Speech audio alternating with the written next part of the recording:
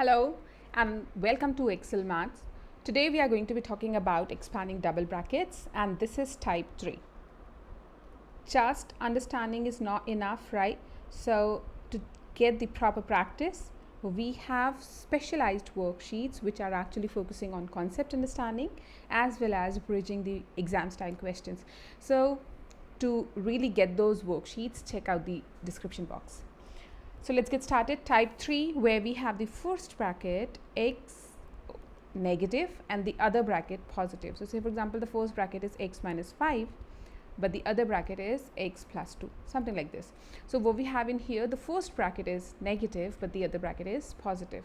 What we do to solve these type of questions, we take the first term and it will multiply with the entire bracket.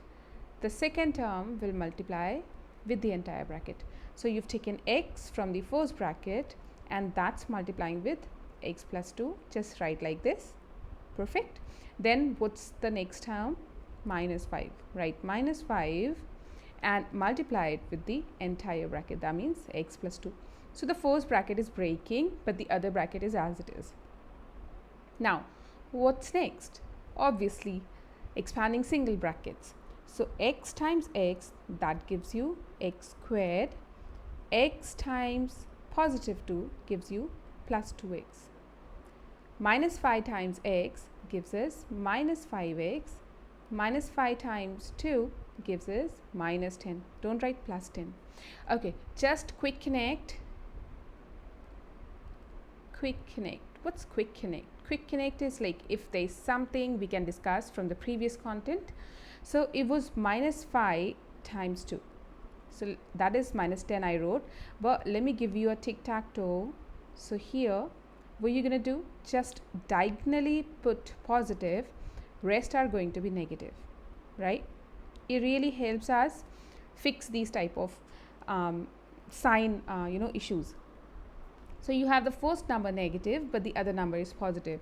So what's minus plus? Minus plus is minus. So this is how, it follows this one. So minus plus, when you multiply minus plus, it gives you the minus answer. Can we further solve it? Minus 2x plus 2x minus 5x.